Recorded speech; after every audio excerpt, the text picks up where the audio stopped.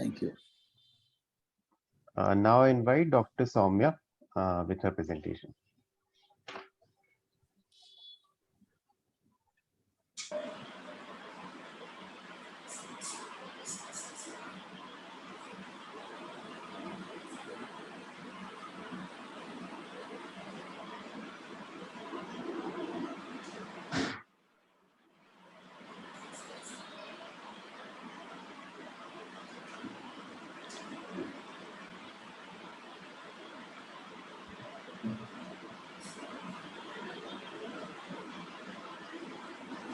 You will share your screen, Soumya.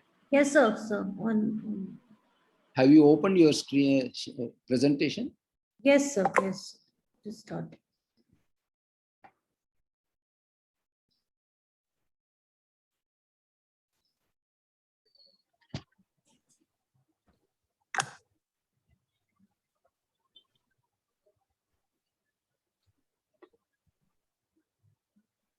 Yeah. Can you see my screen, sir? Yes, yes, yes, yes. And your marker. Perfect. So very hearty good morning to each and everyone. I'm so sorry for the technical glitch before, but now we're going to start. So I'm Dr. Soumya Dwivedi, the Director and Radiologist of Cura Diagnostics and Research Center. And first of all, I would like to start by thanking all my seniors and teachers for giving me this fantastic opportunity to speak among such great speakers. So without wasting any further time, let me start by telling you that today we're going to talk about edification of uterine arteriovenous malformations, and we're going to try to distinguish it from abnormal postpartum uterine bleeding. So usually when a patient comes to us with the abnormal uterine bleeding, when we do a transvaginal scan, it's easy to differentiate these conditions as it's intracavitary or it's involving the myometrium. When we have a certain history and it's intracavitary, we are usually sure of what these heterogeneously hypoechoic spaces are. But it is not these cases we are worried about. It is these cases when a patient presents to us with an AUB and the endometrium is absolutely thin and normal, then we have to worry, and then that gets confusing. So this is when we have to resort to newer technology, newer 3D tools which are available in all high resolution machines, and such as TUI imaging, which I use very commonly, and they help us to distinguish what the lesion is about. So today what I've done, I've tried to show you 3 different kinds of AVM which I've seen during my practice. I'm now going to show you some textbook images because those are very commonly picked up, but I'm going to show you some AVMs which are not routinely seen in our day-to-day practice. So starting with my first case, this patient came to me as a reported case of retained products of conception, and she had a history of pill intake on their own after 40 days and a history of DNC in the past 2 times. So we can see over here on transvaginal scanning that definitely the endometrium is thickened and it is heterogeneously hyperechoic. But when we resorted to our 3D imaging, we saw that a certain margin at the endomyometrial junction is indistinct. And when we carefully observed, we saw that there was a hyperechoic lesion which was kind of protruding out from the endometrium towards the myometrium. And this we had to definitely look forward to that what it is. So, this is my favorite tool of modality that I resort to TUI imaging, because not only you can see the lesion in VCI imaging very clearly, but also you could see the extent of the lesion entirely. So you can see over here, the endometrium looks totally fine. There's some heterogeneity over here, but here there is a definite lesion which is protruding outside the endometrial cavity, and you can see it almost extending to the left lateral posterior wall. So then what we did, obviously we put color because that is our next step. So when we put color, we saw that, there were arterial and venous feeders, and definitely there was aliasing as well. So there was a high velocity flow pattern, and there was a bunch of clustered vessels we could see over there. So this is what we have to trace, that whether this is really an RPOC or not. Not only the flow pattern, but 3D imaging also contributes to us. When you put in right settings and you do a glass body imaging of the same, then you can see a bunch of vessels which are supplying in the arterial and venous feeders, and there's a mesh of vessels surrounding where the lesion is exactly over there. So this was raised as a possibility of arteriovenous malformation. And when further we did a CT angiogram, we saw that the uterine arteries were supplying to this mesh, and there was early venous filling as well. And this was given as a diagnosis of arteriovenous malformation. My second case was a case of another abnormal uterine bleeding. And here there was a DNC which was performed 2 months back, but the patient did not stop bleeding. So she came to me because the doctor was suspecting that there are retained products of conception inside. So this is how my uterus looked on transvaginal scan, and the endometrium was nice, thin. It was 7 mm in thickness, but still there was AUB. So then again we did a TUI imaging, and here I picked up that there are very minute, small serpiginous cystic spaces. Can you see over here, if you can make out? So then I went back and I looked carefully, and actually there was very small cystic spaces which are in fact covering the entire myometrial as well as the endomyometrial junction, and they were in continuity till the left adnexa, left lateral wall. So I put color, and definitely there was color pickup in the entire bunch. And when I resorted to my glass body imaging, I could see nice turbulent serpiginous vessels, both arterial and venous, and this was given as a diagnosis of arteriovenous malformation. See, so my point of emphasizing over here is how 3D imaging plus the newer tools, that is VCI and glass body imaging, is helping us not only to distinguish these lesions from other pathologies, but also to see its extent. So we could see that this lesion is actually having tortuous vessels laterally and dilated tortuous vessels, and this is probably the feeding supply. So there's a whole lot of bunch over here. So something from something like this on a 2D in which endometrium is normal, we picked up the lesion in the myometrium, to coming to TUI imaging and picking up the entire lesion and then putting color and diagnosing like differential. We're narrowing the differentials over here, so we're getting more confident in our reporting. So definitely when you put color, then you know where the lesion is. You can see that there is immense pickup, there's marked pickup in the color supply, and there was a lot of aliasing and high velocity turbulent flow. This was definitely labeled as an AVM, and the patient went outside and got an MR angiography done for the same, and we could see a very large AVM which was in fact showing early venous drainage to the left ovarian vein, which was also leading to dilated left renal vein. So this was a large AVM. Coming to my third case, this is a very interesting case because patient was amenorrhea and she had a UPT positive. She got a beta HCG done, which was at 158 MIU per ml, and then she started spotting. So she always had irregular menses. She wanted to see whether baby is okay or not. So doctor referred to us. When we did a TVS scan, the uterus was antiflex, but there were adenomyosis changes also in the uterus. We managed to see the endometrium. However, it was indistinct, but there was no definite gestational sac, obviously. But to my surprise, when we looked carefully, we saw there was a heterogeneously hyperechoic area noted in the left lateral aspect just before the cervicoischemic junction. And in the center of that area, there were few cystic spaces as well. So, we put up color, and there was a good color pickup in it as well. So TUI imaging, now that you've seen the case I've shown you before, you could see that TUI imaging definitely showed a continuity of very small, minute channels over here. And when we put color on this, definitely there was color pickup, and the glass body imaging showed a typical image of the same. And we were fortunate enough because this patient came to us in our center for CT angiogram, and we could see how beautifully you can see this AVM over here supplied by the uterine arteries and was showing early, venous filling as well. So this was confirmed to be an AVM, and the patient went for a DSA for embolization and was cured eventually.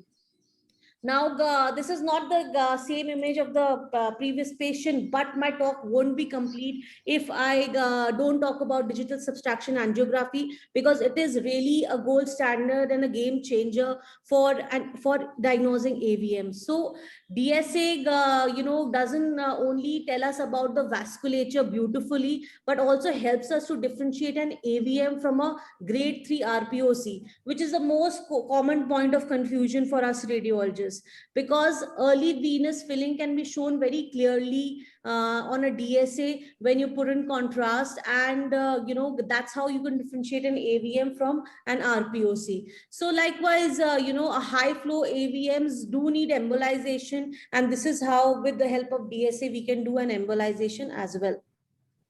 So very brief, I'm going to talk about AVMs. What is really uterine arteriovenous malformation? So uterine arteriovenous malformation is basically the result from formation of multiple arteriovenous fistulous communications within the uterus without intervening capillary network. So to simplify, arteriovenous malformations, arterio meaning arteries, venous meaning veins, malformation, mal means bad. So anything bad happening to the arteries and veins causes an AVM, right? So I'm going to tell you in very brief what is really an AVM, because pathophysiology is what we're going to see, on our sonography also.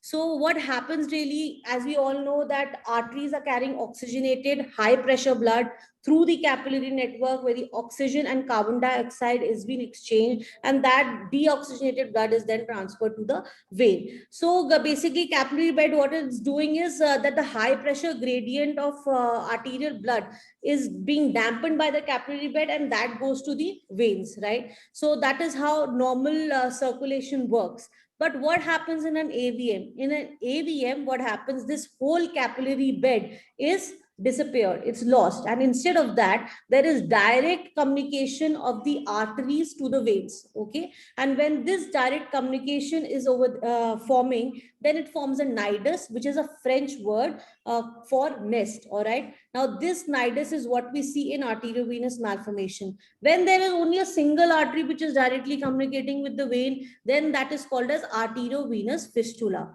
Now what happens is, directly the high pressure gradient of the arteries is not being dampening, and high pressure blood is going to the veins. That's why this AVM can keep on increasing in size and keep on compressing the surrounding structures and disrupt the capillary bed of the surrounding structures also. Inside also, the arteries can keep on dilating, and there can be fibrosis of the vein eventually if the aneurysms are not, if the AVMs are not being treated, and eventually it can form aneurysms also inside. Like we see a nidus formation inside, we can see an aneurysm with a typical yin yang pattern. So there can be a leak also inside, which can usually be seen like an AVMs of the brain. So this is how an AVM is usually formed, and that's how you can correlate now on sonography that what all things you can see and what all things you need to rule out in a uterine artery venous malformation. So as we all know, AVMs are of two types, congenital and acquired. But we are considered about acquired. Congenital are quite rare. There's a typical history which is associated with acquired AVMs. That is, it's associated with multiple pregnancies, miscarriages, previous surgeries like multiple DNCs, termination of pregnancy, and cesarean sections. Now, why I've highlighted DNC and termination of pregnancies? Because during my practice, I have seen that all the patients of AVM who've presented had either had a history of multiple. Sorry? Okay. All the patients have a history of dilatation and curettage and termination of pregnancy. This is a very typical history which we need to consider. We need to ask the patients that, if there are previous DNCs or termination of pregnancies to be considered. Now, another important factor which will help you narrow down your differentials is serum beta HCG. So per se, a patient of AUB has come to you, and the gold standard baseline investigation available for us is color Doppler, of the pelvis. All right. So we have to first categorize obviously whether this lesion is vascular or avascular. If the lesion is definitely vascular, then we need to see whether the vascularity is grade 1, 2, that is mild or moderate, or it's marked vascularity. If there is mild to moderate vascularity and the lesion is intracavitary, then obviously we have to consider RPOCs. But if there is still grade 3, that's marked vascularity, and the serum beta HCG is low, that means you need to consider grade 3 RPOC or highly vascular RPOC. So the management changes from there on. If the beta HCG value is high, that is more than 1000 MIU per ml, then you need to consider the possibility of gestational trophoblastic diseases like molar changes. So that's how there and there only you have differentiated 3 kinds of cystic lesions which are available. Now, if you are seeing a predominantly cystic lesion with marked vascularity, but the serum beta HCG is normal, then you have to consider the first possibility as an AVM. So this also was a very good chart. I found this article which was published by Yuko Iraha et al. In Japanese Journal of Radiology in 2018. And they talk about the secondary postpartum or post-abortion hemorrhage. So they're differentiating all kinds of conditions in that, right from RPOCs to UVMs to gestational trophoblastic diseases. Here they have done a very good research and they have tried to categorize UVMs into low flow and high flow UVMs. Now I'm going to talk about this because I thought this was a very interesting perspective we need to start reporting in our reports also. So I'm going to talk about this in the coming slide, but what they have emphasized in this, that beta HCG is definitely an important demarcation point. They have also emphasized upon the location and also the pathological differentiation. But in our case scenario, as we all know, history in itself is a very poor factor which we get. But pathology, definitely after treatment or after, the lesion has been removed, then only we can confirm. So what we are concerned is how to differentiate these lesions, before doing anything. The patient really presents to us with just a chit, right? And what the common discussion usually is that maximum times when we diagnose an AVM, it turns out to be grade 3 RPOC, right? So I have tried to jot this table down for everyone so that, these are the common points of differentiation. If we keep this in our mind, we can still narrow down our possibilities of a AVM in a good way. So first and foremost, I feel beta HCG is a very great marker to differentiate. If we know that the beta HCG is normal, then we should consider an AVM as a possibility. However, if beta HCG is low to moderate, then an AVM and RPOC both can be a possibility, like I showed you in my cases. Now, location is a very important factor. In an AVM, myometrium is definitely involved, but in an RPOC, most likely what we see RPOCs in day-to-day practice is intracavitary, that is endometrial, but endomyometrial junction can also be involved in an RPOC. So that is a good differentiating point. Third, vascularity. In AVM, there is high velocity, low resistance flow with consisting arteriovenous shunting. That is, we see good amount of aliasing even when the vessels are not that tortuous. So that means there's a high velocity flow pattern over here. And in RPOC, the vascularity really depends upon the grading of the RPOC. That is 0, 1, 2, 3. 0 being avascular, 1, 2, 3 being mild, moderate, and marked. Now, it's very important for you to remember that grade 3 RPOC is a very, very close mimicker to an AVM. So that's why these point of differentiations and history will help you narrow down your differentials again. Now, like I told you in the previous article, that they have tried to categorize AVMs into low flow and high flow. So spectral Doppler plays a good role. And this is what is proved in that study, which I showed you just a slide before.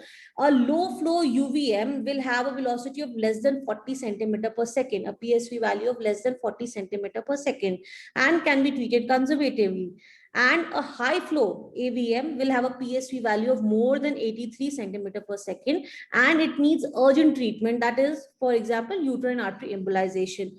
In an RPOC, PSV should be always less than 35 centimeter per second. So we can make the approximate cutoff of 40 centimeter per second for low flow vascular malformations, and high flow is around 80 centimeter per second. So why this is important for you to report is because a low flow malformation, low flow vascular malformation, be it an AVM or an RPOC, can be treated conservatively. So that will really help the decision-making capability of your clinician. All right, and a high flow AVM will need urgent treatment. And if a DNC is done in a high flow vascular malformation, then definitely there'll be a blunder. So that's how it's very important. If you see a vascular malformation, you're unable to differentiate an AVM from a high grade 3 RPOC, then you must mention whether it's a low flow or a high flow vascular malformation in your reports. Now, fifth point of differentiation, which has really helped me and has been consistent through all the cases of proven AVMs in my practice, is 3D volume color imaging. Because this glass body imaging, I see a very typical pattern of bunch of tortuous vessels feeding from the adnexa and is forming like a mesh of network. And in RPOC, I see only few vessels or a single vessel which is supplying to the periphery of the lesions and not forming a mesh or a bunch.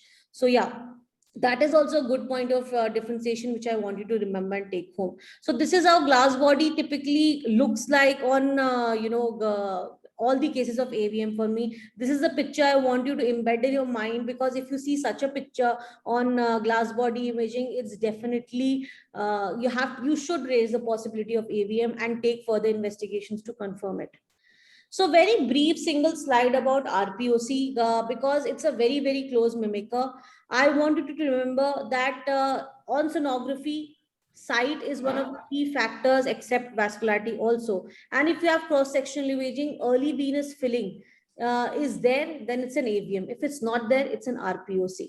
So you have to consider other differentials also, like blood clots, invasive moles, even subinvolution of placental implantation site. But the important point which I want to emphasize here is, since acquired AVMs and grade 3 RPOC and other vascular abnormalities are very difficult, as radiological similarities do exist on diagnostic imaging studies, we all will agree. But what is more important is not the differentiation of these conditions, but the approach, right? So you have to categorize it into low flow and high flow. That is the basic purpose, because if you have categorized that in your report, then your clinician will get real good help in what to take on from there. All right, because in Indian scenario, every patient can't afford a DSA, or they can't afford a uterine artery embolization. So if you have categorized on a baseline study that this is a high flow, low flow vascular malformation, I think our job is quite done, and we can raise two differentials. And if you're confident, you can raise differential of an AVM. This study, what I'm talking about, was published by M. Nori in ECR in 2017, in which they've discussed diagnosing retained products, recognizing and treating AVMs. So yeah, so this is a very classical picture of retained products of conception. Lately, she came to our center, and classically you can see low resistant flow pattern with a heterogeneously hyperechoic lesion in the cavitary. But I wanted to show you this because I wanted you to differentiate how we saw AVMs on glass body and how beautifully a grade 2-3 RPOC can be differentiated. A single vessel supplying, there's no bunch, and the lesion is over here, only peripheral supply is seen on glass body imaging. A very quick one slide on molar changes, because that is considered as one of the differentials for these. But molar changes basically, are cystic variable changes noted in the placenta. So these are three different cases how molar changes can be seen and can be differentiated. However, they are avascular and they are variable cystic changes instead of vascular spaces, if we note in an AVM. Now, these are all the different kinds of cases which I've compiled. So basically on 2D, you can see serpiginous tortuous channels. On putting color, you can definitely pick up tortuous serpiginous vessels and a lot of aliasing. Whereas in an RPOC, you will see heterogeneous hypoechoic intracavitary lesion with peripheral vascularity. And in molar changes, you will see variable cystic spaces. So the picture is quite different, but all you need to know is that AVM is not always going to be nice, dilated, tortuous vessel. It can vary, like I showed you. So on glass body 3D imaging, definitely an AVM in all of my cases presented like a network of bunch with arterial and venous feeders. But in RPOCs, there is peripheral vascularity. I'm showing you this again and again because it's really helped me narrow down my differentials in all my cases. So I would like to end my talk by quoting Pablo Picasso: everything you can imagine is real. So imagine, believe, and help science to get better. I hope everyone's safe and healthy. Thank you so much for this opportunity again. Thank you, Soumya, for such a nice presentation and a very informative presentation. Thank you for Thank you. joining today. Thank you. Next, I invite Dr. Ashwin Lavande with his presentation.